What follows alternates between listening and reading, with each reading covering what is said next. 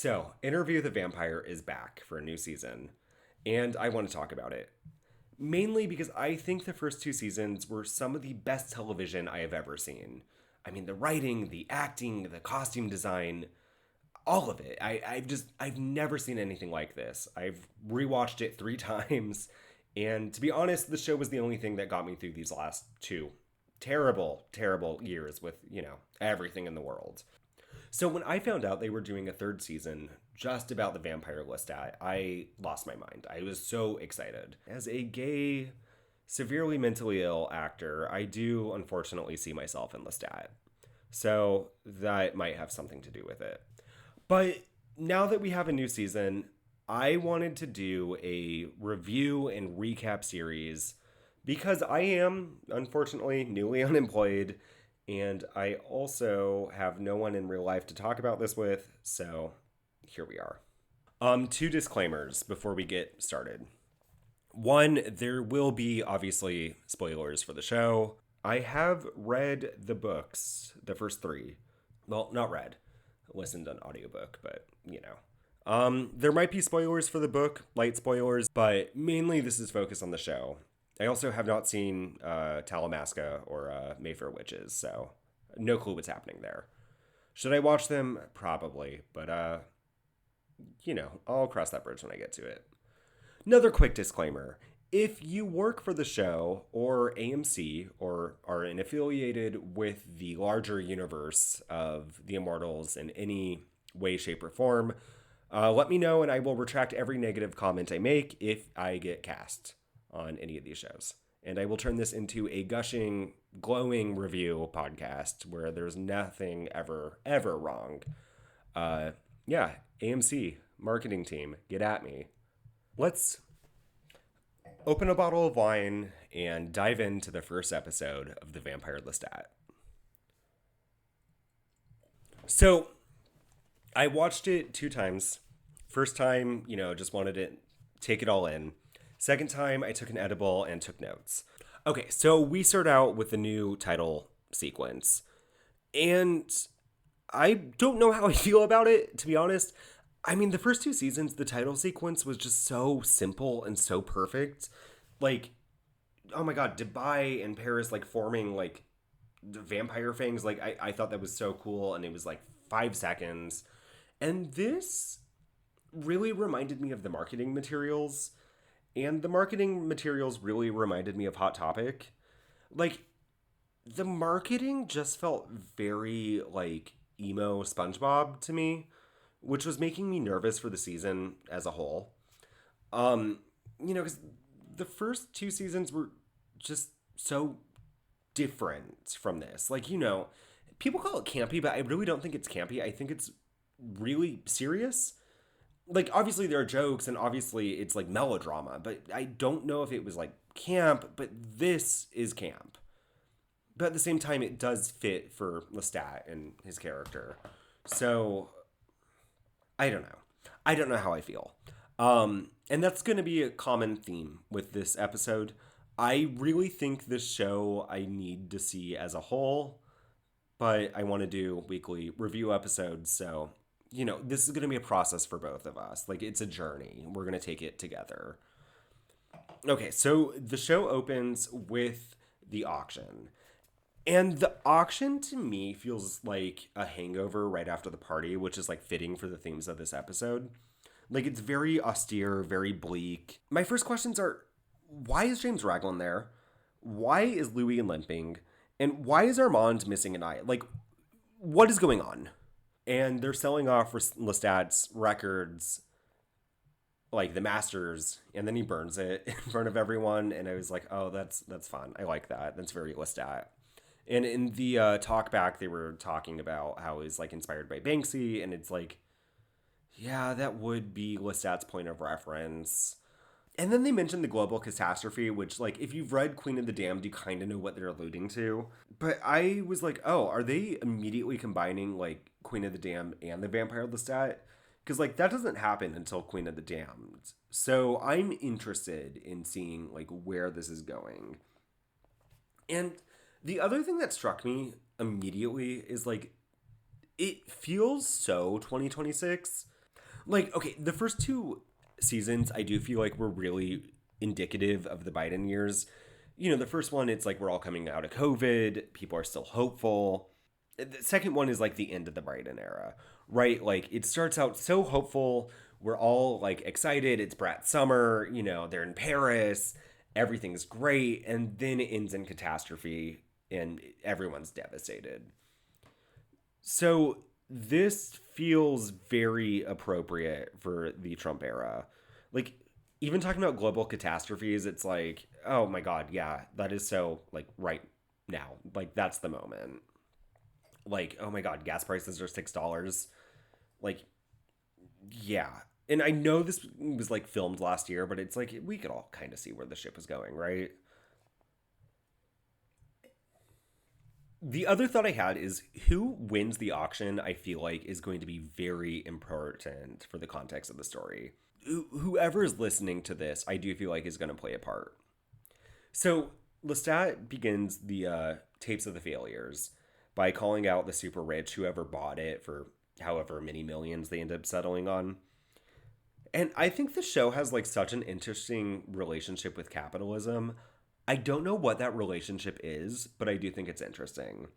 Like, I don't know if they're like anti-capitalist or if they're like pro-capitalism. I don't know.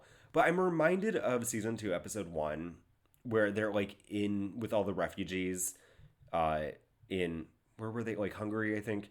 And the British reporter is like so anti-Soviet to Louis, and I'm like, is this how the writers feel? Okay, another note. The Catholic Church being there, but like not really being interested in outbidding like the Talamasca, like this paranormal research society, I thought was such a funny detail. Like they're like, yeah, we're interested. Like vampires might be real, but we're not that interested. And I'm like, that is so funny for the Catholic Church as like their official stance. Like, we love the new pope. And also, the Talamasca, I feel like, are going to be very important this season.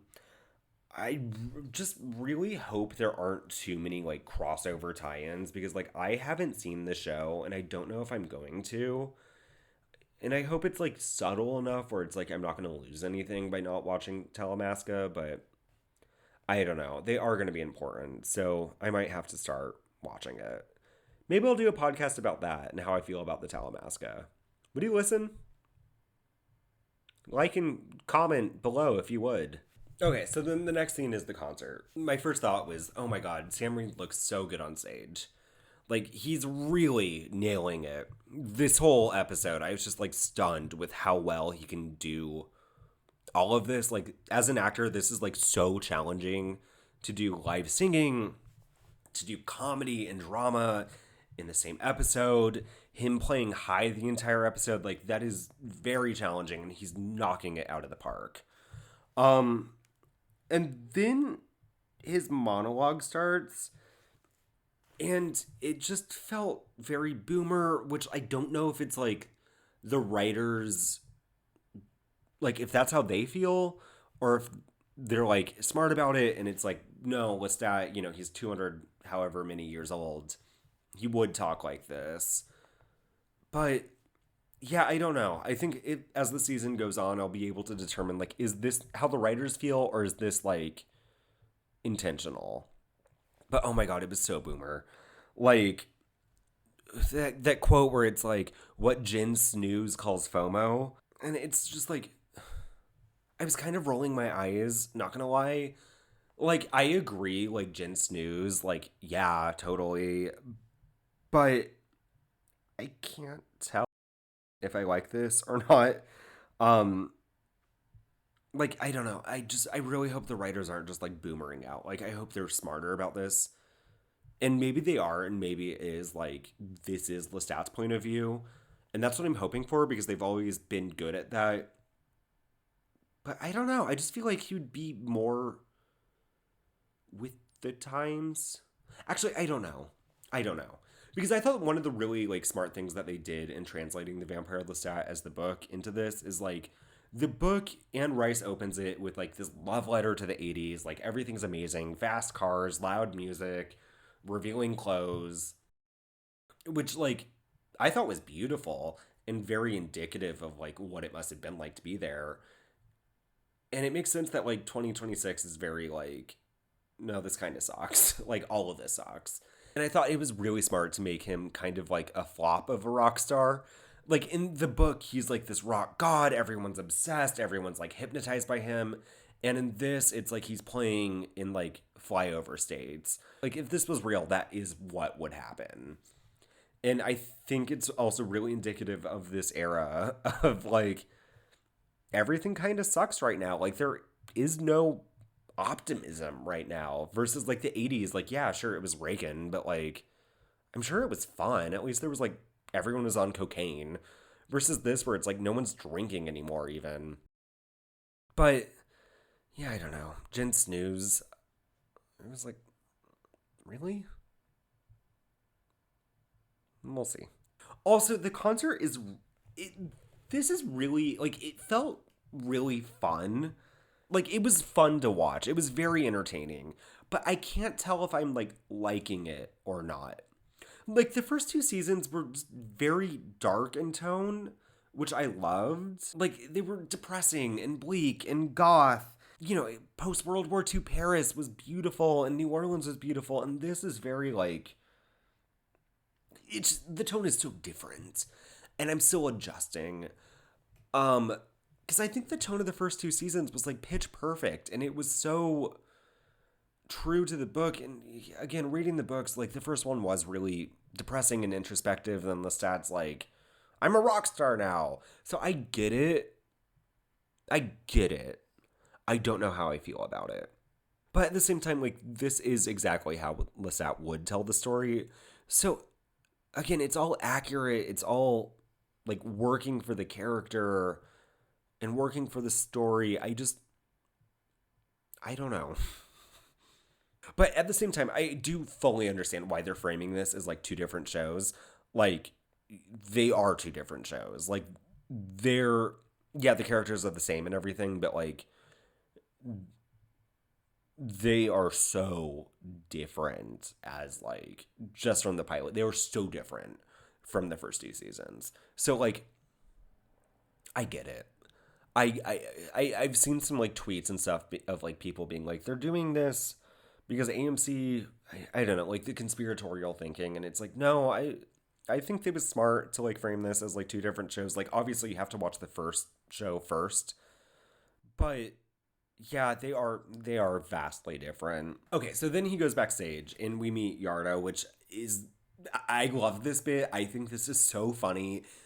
Sam Reed is so good at this. Like wild choice, but I love this. I think this is so funny. I saw this tweet and it was like Lestat being surrounded by like body doubles while he was abducted by Magnus. Like, oh, that must be so traumatizing with Yarda. And it's like, yeah, I get that. And like, sure, but also it's fun. It's fun. Also, Sam is doing so good. Like the bitchiness, like everything is so good. I also love how the stat pronounced it Reddit and Discord. Like that French accent, that was just that tickled me. We're introduced to Claire, the corporate lawyer, who I'm like, that's I like her. I hope they do something like major with her character because like she's fun. I love like a corporate girly. That's like one of my favorite tropes. Not in real life, but in media. I think it's really funny to like parody corporate like LinkedIn people. And I don't think enough people do it. Also, the framing of the documentary is really interesting as well. Like, it's interesting that they're doing both a documentary and his like introspective narration of what happened. And I wonder like what part that's going to play later on in the season. I also love that in universe everyone thinks like the vampire Lestat is Daniel Malloy's creation. Like this is all Daniel's doing. Like you know that drives Lestat like just insane. And I think that's brilliant. I love that. I also love the line where Lestat was like, we were at the tail end of a chuggy vampire fad. Like, chuggy is just such a funny word and so accurate. I love the word chuggy. I thought that was one of the best, like, slang terms that Gen Z came up with. And I hate that, like, using it is, like, considered passe now. Oh my god, I hate how fast Gen Z slang moves. Like, you find one you like and then immediately it's like cringe to use again. But I like Chugi. I like that line. I thought that was good. I loved that. But also at the same time, like, yeah, if Lestat was a rock star, it would be a Chugi passing fad. Like, when was the last time we had a real rock star? Like Alex Turner and the Arctic Monkeys? Like, no one listens to rock and roll anymore. The only rock stars we have are like Charlie XCX and like Olivia Rodrigo, and love them, but they're not like, I don't know, like David Bowie, like larger than life rock stars. It makes sense that like Lestat wouldn't be this rock god that he would have been in the 80s. Yeah, culture is kind of dead now. Music's kind of dead, and it would affect the undead. I feel smart for saying that. That was a good one.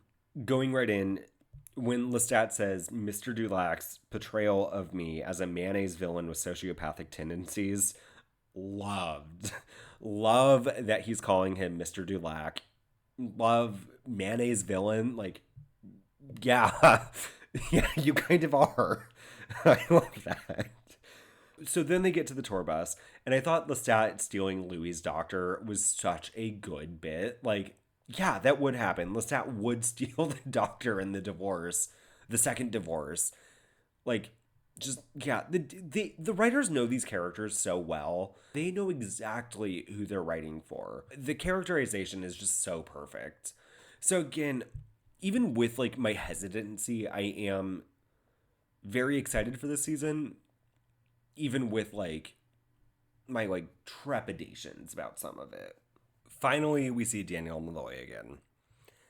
I love this man. I mean, calling Lestat Contessa, like, oh my god, so good. He had one of my favorite lines in season two. I think it was season two, or it might be season one, where he called Lestat and Louis like queens, and I'm like, ally. I love Daniel Malloy. I do think he's a little gay, like not gay, but like gay. Even if he is like revealed to be like fully straight in the show, he's gay. Like he gets a pass. He can say the F slur if he wants. Eric is such a good actor. I love this man. If you haven't seen Succession, watch Succession. Like him as Bernie Sanders is so good. So then also Daniel brings up the French Revolution, which is something they've like hinted at in previous seasons. Like they mentioned it before in season 1 and 2.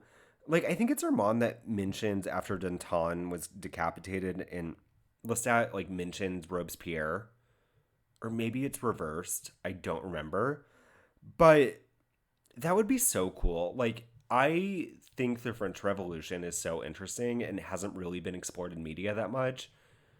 Like for obvious reasons, I think. Um, but yeah, the last like great French Revolution piece of media we got was like Marie Antoinette, and that like barely covered it. So I really hope this season we get to see like Paris in like 1793 or whatever. Like that would be so cool. I would love to see it like bloody, like very Interview with a Vampire, like decapitated heads. I'm really hoping they explore that this season, because like it is so interesting, and like again, no one really explores it. I listened to the Revolutions podcast by Mike Duncan, and it is so fascinating. Like season 3 was just about the French Revolution, and it was amazing. Like if you're into podcasts or history or whatever, like definitely listen to it. He's such a good narrator. Um his History of Rome also is really good, but like I don't know, Rome is a little, that's like very straight. But like he does it in such a way that it's like really easy to follow along and really interesting, and yeah, definitely give it a listen. He deserves it. Anyway, end of tangent. So then Lestat brings up like all the discrepancies in Louis' narration.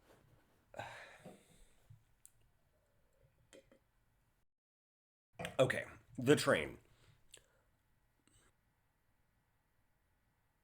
Like the train scene felt very to me out of character for Lestat. Like yeah, he's like abusive and manipulative and all those things, sure. but it just, something about it, like, I don't know.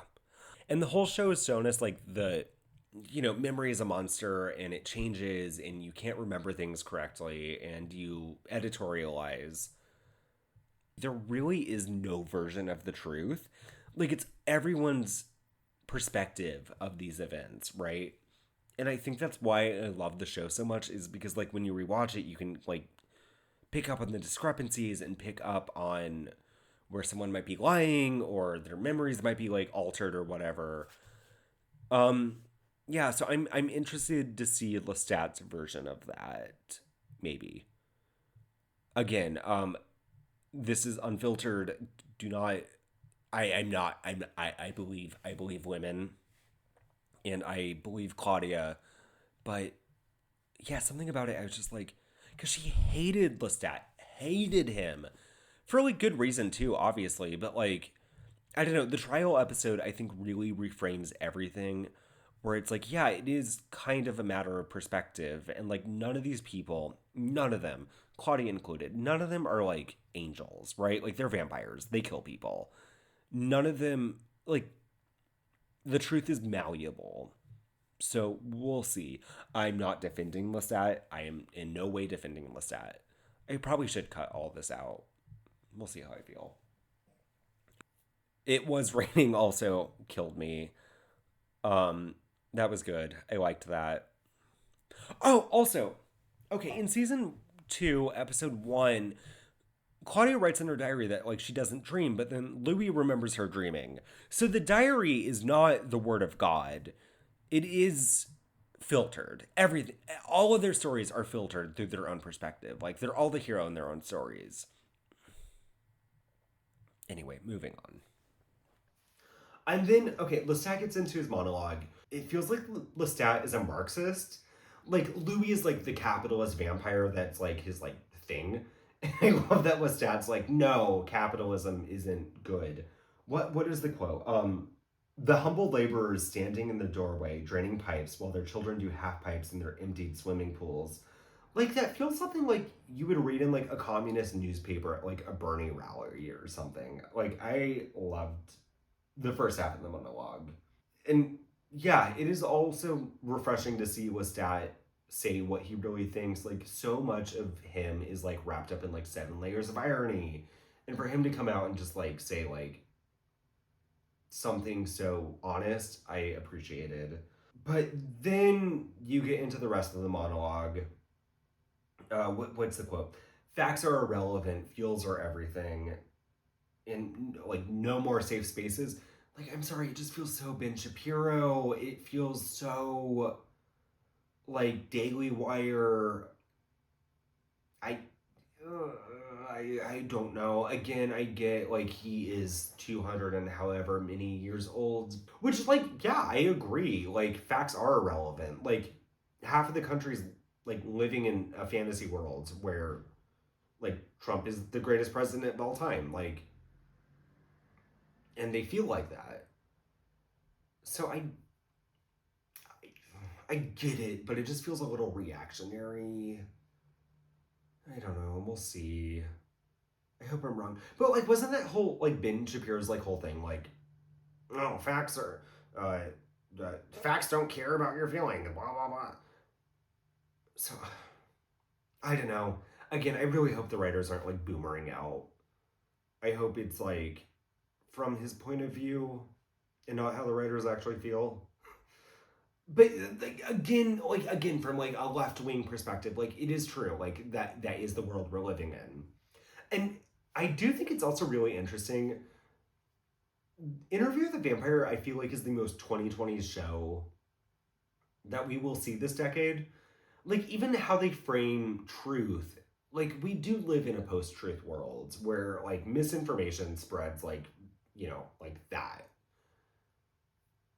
And the way they show the fallibility of this idea of truth. Like Louis and Armand and all their perspectives are so different from each other. And even though they're telling the same story, the perspective matters, like the trial, right? And I think that's really interesting. And I think that's like one of the things I love the most about the show. is how it frames the idea of truth. Like, we all think of this truth as like this objective thing, but it's not. And the 2020s have shown us like it's not. Like, half of the country believed like if they injected bleach into their veins, like that would cure COVID. Like, we are living in a post-truth world, and feelings are more important than facts. Like, sure, I don't know. It just feels Ben Shapiro. I hope I'm wrong. I really hope I'm wrong. And the safe spaces, like, oh my god, no one's talked about safe spaces since like 2018. Okay, sorry about that. The audio messed up. Um, I don't want to re-record it, so well, we both will have to deal with this. I'm gonna have to edit it. So, yeah, sorry. The mic got disconnected and it was recording from my phone. I don't know why, but okay. Where was I? Okay, yeah, no more safe spaces. Again, it hasn't been relevant since like 2018, and I just wonder, like, is it Lestat being out of touch, or is it the writers? I don't know. But at the same time, I think the writers are genius. Like, I think they are so good at what they do. Like, there was this amazing video essay, I will link it down below, comparing The Glass Menagerie and Interview with a Vampire. And it was so good. And the tropes and the themes, and how Claudia wears blue roses, which is a major theme of Glass Menagerie. Like, these writers are classically educated theater writers. Like, they know what they're doing. But at the same time, they're boomers. Or not boomers, like Gen X, I guess. So, yeah, it just gives me pause. I don't know. I'm not like hating on it. I'm not like, this is bad. I'm just hesitant. But the first half of the monologue was really good. Okay, so then we get to one of my favorite scenes, which is after Louis and Lestat reconnected. Louis is on an iPad and Lestat is living in Montreal playing the piano. And I was really high last night, and he was playing the piano, and it just reminded me of that A Thousand Miles song. Do you guys remember that? Or am I showing like I'm a millennial? Uh, where in the music video, she's playing the piano, and then it starts like zooming around the city. I had the idea in my mind of Lestat playing the piano, and then it just starts zooming around the city, and I laughed for like 5 minutes. Uh, yeah, this is why you don't take edibles. Okay, and then we see Lestat's reaction to the book. And unfortunately, like, I'm sorry to all the Lestat fans, but, and I don't want to theorize on where the season's going to go, but I do think, like, the book means Lestat is never going to be able to forgive Louis. Like, sorry, he's not. Like, his ego is too big and too wounded to forgive Louis for the book. Like, I think Lestat still deeply, deeply loves Louis, but I just think it's such a betrayal to release the book. Because Lestat has always been, like, kind of wanting to control the narrative, right? Like, he's charming. Like, he's a master of, like, manipulation. Not only with Louis, but, like, with, like, just people in general. Even, like, telling his story. Like, he's charming. And charm can be a weapon. Um, yeah, so I think the book coming out means they are not going to get back together and fall in love again, at least this season, as much as they want them to. But maybe it's a good thing because they are toxic for each other. Like, they're not good for each other. But I like them together.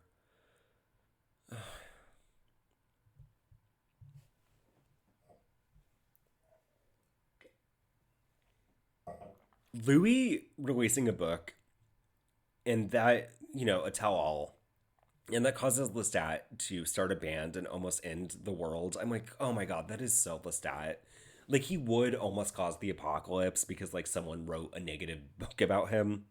Like, that's just, I love that. I loved that in the books by Anne Rice.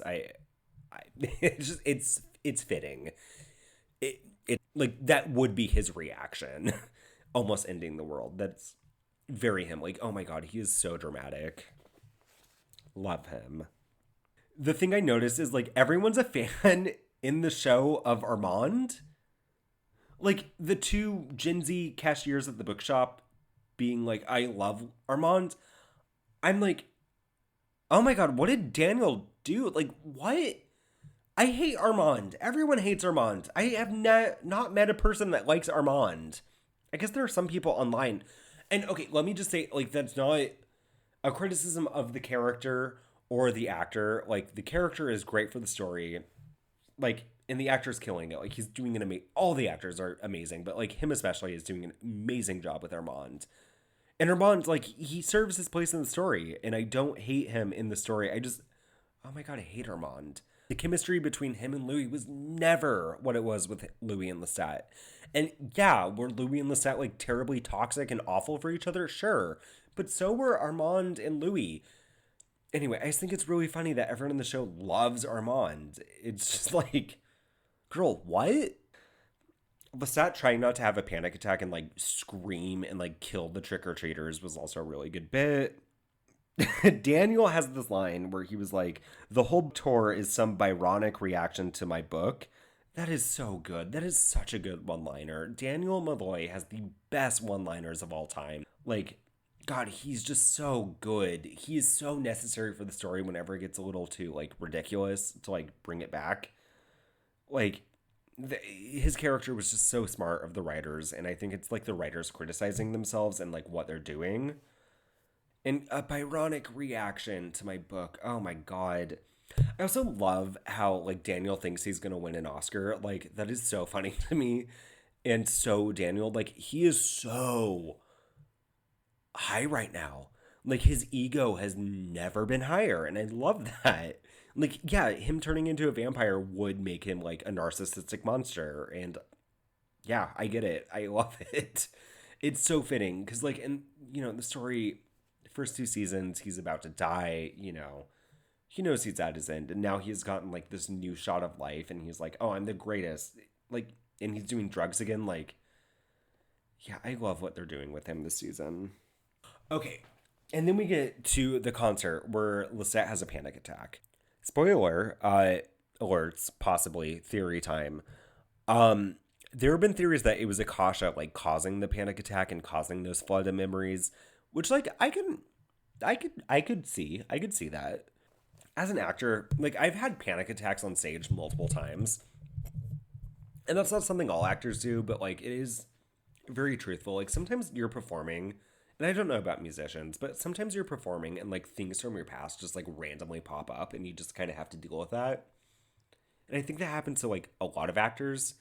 And it's just kind of like you have to move past it and keep performing. And I think that was really well done. Like, oh my God, I've so been there. Like you're in the middle of a monologue and then all of a sudden it reminds you of like your dead dog. And, not to get too into like acting theory, but that's like a thing. Yeah, I thought that scene was really well done. I really liked it. Him all of a sudden like joining the band again and playing the violin solo with like the guitar solo, I liked. I'm interested to see what they do with the band, specifically the guy from Schitt's Creek. I like him as an actor. I think he's really good, very like hot. I'm interested to see what they do with like that relationship because like I feel like they're gonna try and out alpha each other, which I'm not like wanting. I kind of want them to kiss. I feel like that might happen this season, but I'm probably delusional. But that would be hot. I'd like that. I'm sure all the girlies would like that too. Okay, and then we get to Baby Jinx. Um, Baby Jinx in the books was like I thought one of the most interesting parts of the Queen of the Damned. Like I don't know, I just really liked her characterization, and I thought it was really interesting her perspective and like where she came from, and like as a character, I thought she was great. Spoiler: I was mad they killed her off because I was like her and the Fang Gang. I was like I want that to keep going. Like I feel like there's a really interesting story here, but she dies. I'm interested to see what they do with her in the show. Very interested. Because I don't feel like this is the last we're going to see of her. No clue. But I liked what they did with her. Also, Daniel rubbing cocaine on baby Jinx's gums was such a good detail. Like that was really I really enjoyed that. Um Also, I don't know if that was her actual soul like on the ceiling or if that was like a Lestat LSD trip. Yeah, I don't know. I don't know, but it was interesting. I liked it. Yeah, I really hope her character comes back in the show. I really hope it's not just like a one off, like, fan service. Because I thought the actress did good. I liked her. And then we get to the hotel. And I don't know how I feel about this like whole section. Like when they're at the hotel. Like, it was fine. The sex flashbacks to things we've already seen, like in the show, it just felt like budget constraints. Sorry. But yeah, it just felt like budget constraints. I don't know. Like I get the flashbacks and I understand that, but it just kind of felt like a montage of like greatest hits and I hate when shows do that. But yeah, I get it. Like he's flashing back. I don't know how I felt. The rest of the hotel scenes, I really don't actually have an opinion on. It was fine. Like it didn't really do it for me. The fight scenes didn't really do it for me. The writers mentioned that they brought it up in season one where Bruce mentions it. So I'm like, are we going to see Bruce again? Because that would be a satisfying death if Lestat or Louis kills Bruce. That would be fun. But yeah, the Fing Gang stuff, it just, I don't know. It was fine. Like, I'm here for the drama. I'm not like an action person. And it felt very like John Wick, which to me, John Wick feels like musicals, but for boys. The non binary character, again, I don't know if it's boomers like boomerang or if it's like Lestat being a boomer. But I was like, I feel like Lestat, if anyone in the world would be like understanding of non binary characters, it would be Lestat. Like, he literally cross dresses in moments of the show. Like, I feel like if anyone would get it, it would be him. And I feel like Lestat would be so cool with pronouns. Like, I feel like he would be like, oh, that's great. I love that. Like, yeah, I don't know. I don't know how I felt about it. Yeah, I, do, I don't know if it's them being like transphobic. I hope not. I really hope not. I'm going to choose to believe they're not because belief is a choice. Yeah, I don't know. It just it doesn't work for me. It didn't work for me. Again, I feel like Lestat like would be so cool with it and like that would be like one of the things he likes about like this modern era of is like ginger's like a spectrum and like everyone, well, not everyone, but like us on the coast accept that like ginger's the spectrum. I feel like he would be down for that. And I feel like he would like experiment. In my head canon, he would be experimenting and like down for like they them pronouns or neo pronouns. So yeah, I don't know. I don't know. I don't know. I don't know if it was them like making a point or like taking a piss out of a non-binary character. But again, it felt boomery, and I didn't love it because I'm like, how do you have like the gayest show on television, but like non-binary is like too much? Like you literally have like them killing priests in the first episode, but non-binary. I don't know. Okay, we'll see. We'll see. We'll see. I'm not. I'm choosing to believe they are framing Lestat as like out of touch because he's 200 years old. Okay, and finally, the big reveal of Gabriella. Um,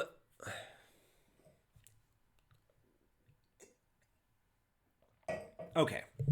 First of all, I don't understand why they changed her name from Gabrielle to Gabriella. I don't know if that's like an AMC change because they want to make the show like more. They want to make the show more appealing to straight people. Like, but also at the same time, there were the tweets where it's like Gabrielle in the book is, let's say, struggling with gender identity.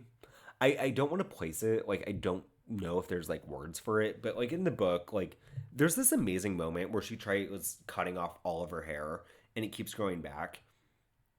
And that was like one of my favorite like parts of the book. I thought that was really interesting. And like, but at the same time, if they're going fully down the incense route, uh, YouTube, I get why they're not going to touch that with the 10-foot pole. Like in this day and age, like, oh my God, that is the last thing you want. A character struggling with her gender identity and then having relations with her son.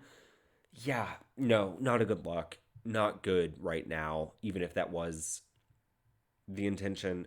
Lestat mentions a comment about her hair, so I will see if they're going to incorporate that.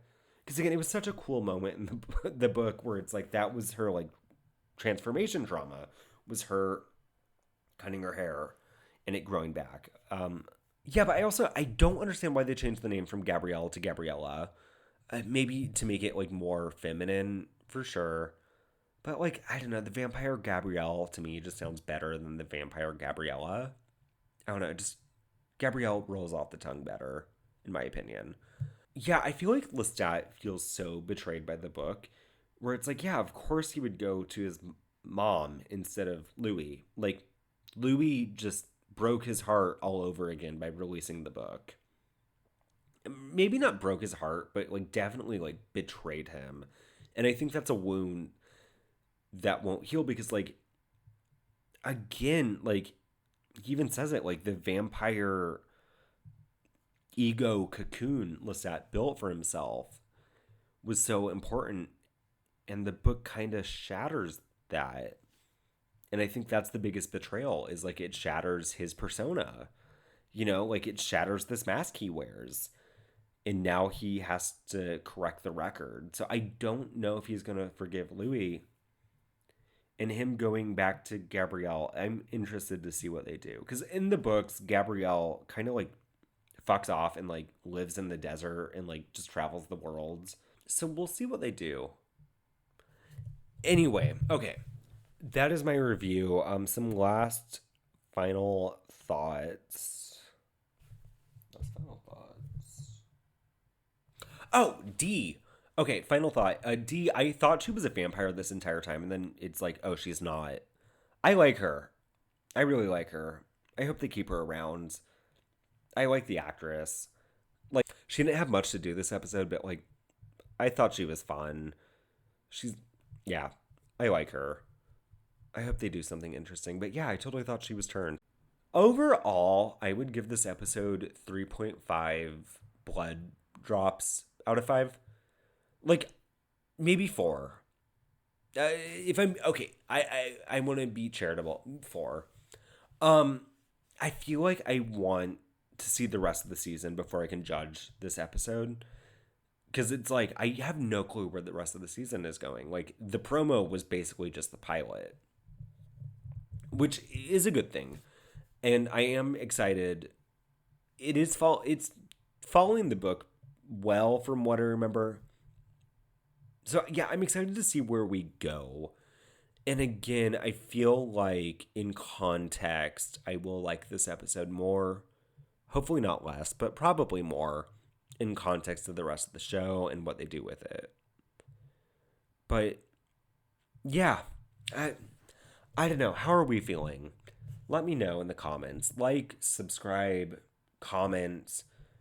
What do we feel? Do we have any theories? I'm just here to yap and give my opinion. If you want to follow me on Instagram, link down below. And yeah, I'm excited to explore this season with you. I'm excited to see where we go. And cheers.